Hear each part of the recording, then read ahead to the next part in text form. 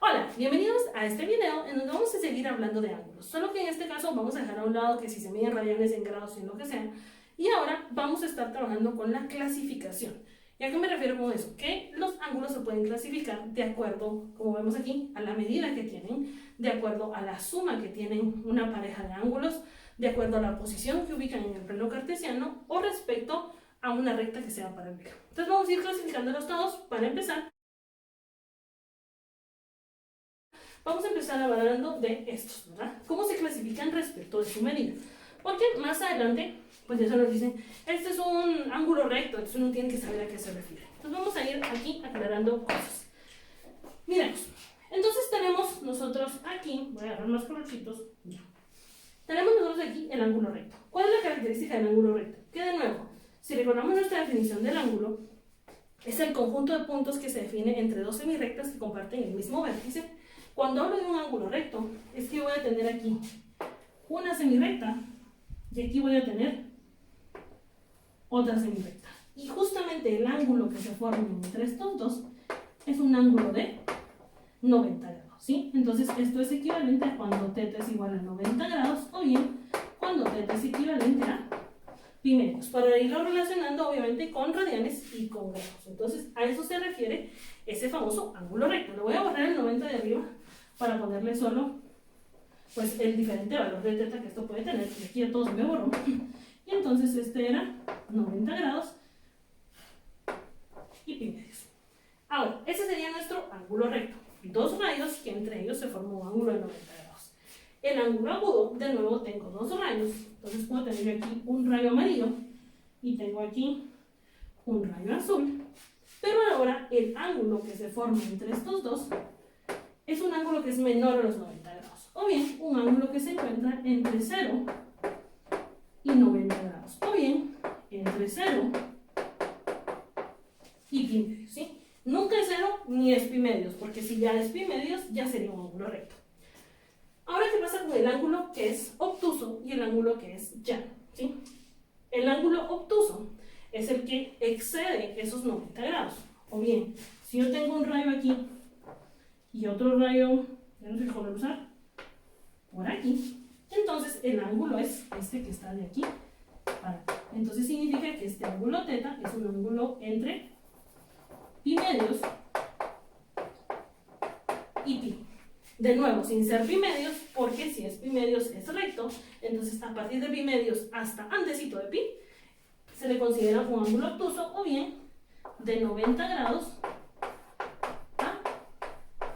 180 grados sin ser 90 ni ser 80, ¿verdad? Y luego tenemos el ángulo llano. El ángulo llano es aquel que tenemos entre dos semirrectas, una semirrecta aquí, otra semirrecta aquí, pero el ángulo que se forma entre estas dos es un ángulo de 180 grados. Entonces es justamente cuando θ es igual a 180 grados o bien cuando θ es igual a pi radianes, ¿no? Entonces ese sería nuestro ángulo llano. Esos son los más comunes. Siempre nos hablan de un triángulo con un ángulo agudo de 0 a 90. ¿Sí? Ahora, esos son sencillos. El nulo y el completo. El nulo es cuando yo tengo, y mírenlo acá, tienen este amarillo. Y luego voy a saltar un poquito los colores porque creo que no me da la mano para... Tengo este que es nulo. Y tengo este amarilla, esta recta. Y luego tengo otra recta aquí que es la azul, que está encima de la amarilla. Entonces, ¿cuál es el ángulo que se forma entre esas dos rectas? No hay ángulo, ¿verdad? Entonces significa que aquí θ es igual a 0, ¿sí? 0 grados o 0 radianes. El ángulo completo es cuando ustedes tienen aquí, ¿sí? Y van a darle una vuelta completa a esta, o sea, este pedazo de aquí para acá.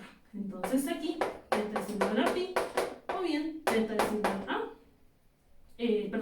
θ es igual a 2pi o θ es igual a 360 grados. Ese sería nuestro ángulo que es completo, ¿sí? Le damos una vuelta completa del rayo, puede ser del rayo hacia el mismo, ¿verdad? Eso, aquí puede haber otra, entonces podemos decir que 0 grados es equivalente a 360 grados. Convexo y cóncavo. Estos son otros dos tipos de ángulos. De nuevo, si tenemos, por ejemplo, un rayo aquí, una semirrecta y otra semirrecta, entonces este ángulo que está de aquí para acá se considera considera un ángulo que es convexo. Ojo, no hay que confundirlo con este, que tienen el mismo dibujo. La diferencia es que el convexo agarra valores entre 0 y pi, ¿sí? Entonces es un ángulo que se encuentra solo en el primer y el segundo cuadrante. Eso quiere decir algo, que todo triángulo obtuso es convexo, que todo triángulo dice que todo ángulo obtuso es convexo y que todo ángulo agudo también es convexo, o que el convexo se está formando de un agudo con un obtuso, ¿sí? Bueno, que el obtuso ahí hay que tener cuidado. Bueno, y en el caso del cóncavo es cuando nosotros tenemos un rayo aquí, otro rayo aquí, pero el ángulo que se forma entre estos dos excede el ángulo de 2pi, ¿sí? Entonces aquí voy a poner, aquí yo no lo agregué, 0 menor que teta menor a 180, de nuevo sin ser llano todavía, sin ser el 180, y aquí es cuando el ángulo está variando entre pi y 2pi, o bien entre 180 y 360 grados. Entonces ahí tenemos esta primera clasificación de los ángulos de acuerdo al cuánto miden, ¿verdad? Entonces ahí están las medidas de cada uno de los ángulos. Ahora, por su suma, los podemos clasificar en dos, como complementario y suplementario. Entonces, miremos aquí, aquí necesito otro colorcito rosado.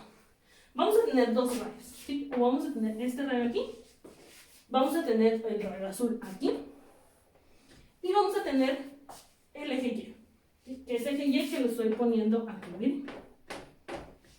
Entonces, el ángulo complementario, perdón, si aquí yo tengo a teta, el ángulo que complementa es el ángulo que nosotros tenemos de aquí para acá. Le vamos a llamar alfa, ¿sí? Y la característica del ángulo complementario es que la suma de alfa más teta, la suma de estos dos siempre debe ser equivalente a los 90 grados. Entonces lo voy a poner esto ya en blanco.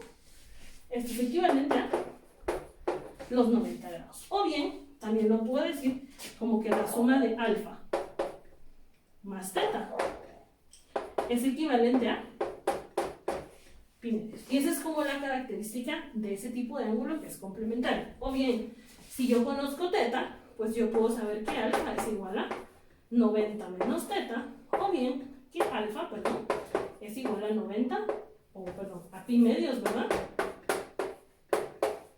Menos teta. Entonces son los que juntos conforman un ángulo de 90 grados. Y por último, el suplementario, en cuanto a su posición, luego borro y regreso, en cuanto a su suma, son los que sumados dan 180. Entonces, puede ser que yo tenga aquí un rayo, miren este rayo, y de aquí tenga otro rayo. ¿Sí? Por ejemplo, puede ser este. Ahora, el ángulo que mide entre estos dos sigue siendo un ángulo de teta. Pero el que suplementa a los 180 que me hacen falta, es decir, a estos que están aquí, este ángulo alfa es el que cumple que sumados estos dos formen un ángulo llano, un ángulo de 180. Es decir, alfa, alfa, más teta, aquí debería ser igual en cada caso, alfa más teta, aquí debería ser igual a 180 grados o a pi. De tal forma que si quiero encontrar alfa, esto sería 180 menos teta, o si quiero encontrar alfa aquí, sería pi menos alfa, ¿sí? Y entonces ahí tenemos la clasificación de acuerdo nada más a su medida y a su suma. Seguimos en un minutito.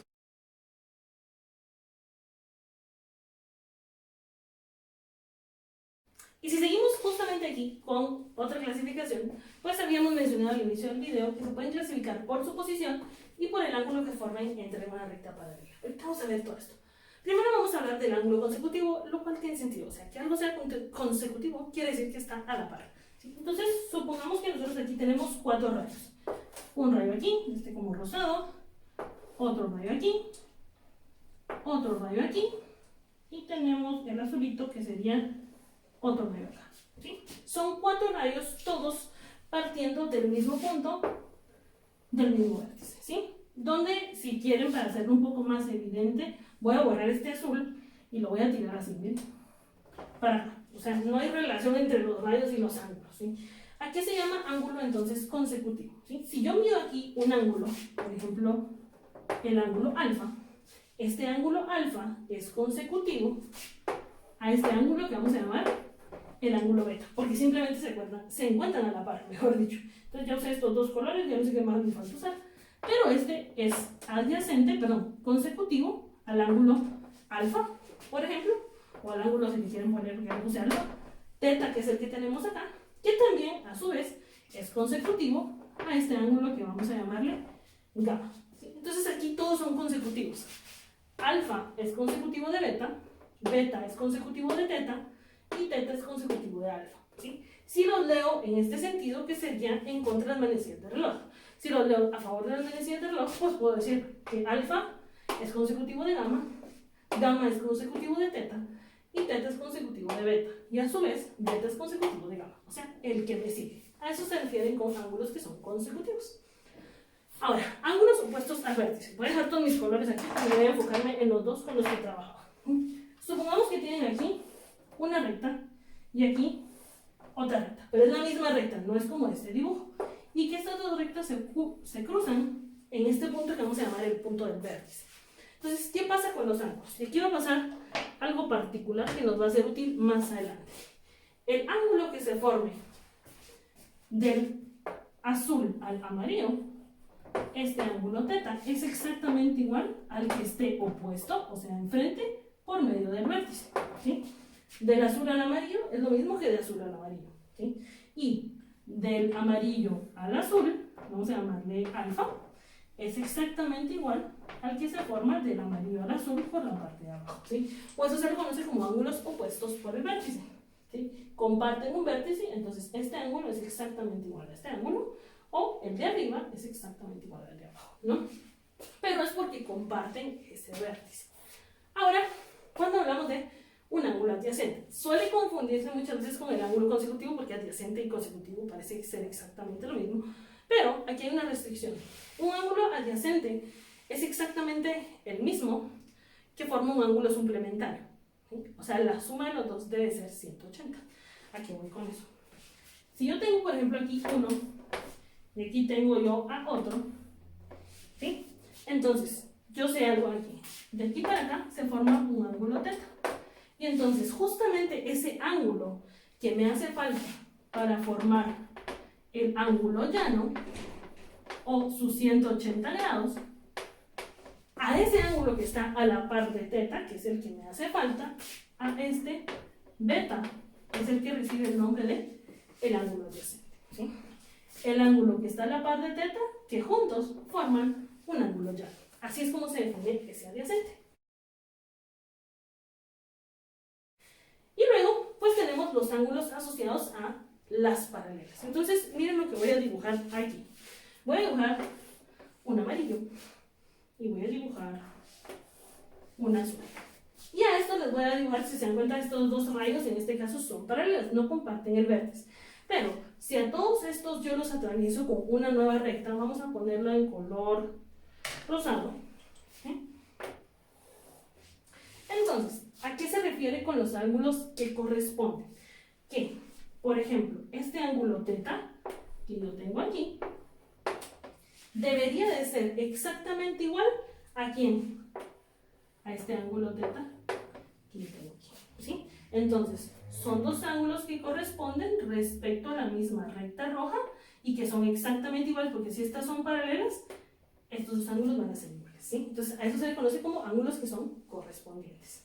Ahora, ángulos internos. ¿Sí? Obviamente aquí, estos son los dos correspondientes, pero obviamente no son los únicos. También los de beta podríamos poner, o sea, el que me hace falta, o el ángulo adyacente que me hace falta, para completar el ángulo llano. Pero ese es el dibujo que quiero que recuerden. Obviamente también se cumple con los otros, ¿verdad? Este de acá y este de acá, que de hecho son tres, pero dejémoslo ahí, en este dibujito. Ahora, ángulos alternos internos. Voy a volver a dibujar mis dos, el amarillo, el azul y el rojo.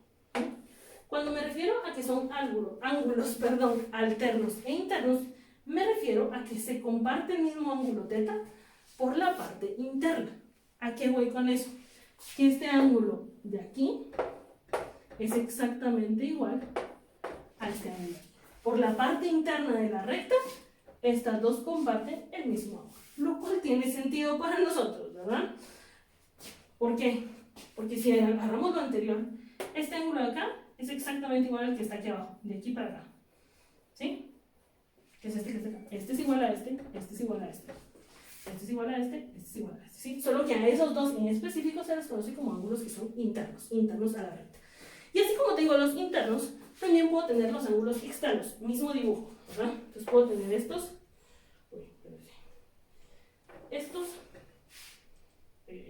y los rosados. Ahora, ¿cuáles son esos ángulos que son alternos pero externos? Los que están por fuera de la recta. Entonces sería este ángulo teta, que está por fuera de la recta, no está en la parte de adentro como el otro, y el otro respecto al azul, que es el externo, perdón, sería este otro ángulo teta. Entonces son alternos pero externos por esa recta roja que yo estoy graficando. Y entonces aquí terminamos este video en donde clasificamos los diferentes tipos de ángulos para que más adelante cuando les hablen de, bueno, ese es un ángulo agudo, sepan a qué me refiero. Aquí se forma un ángulo recto, sepan a qué nos referimos cuando ya hablamos de ese tipo de problemas.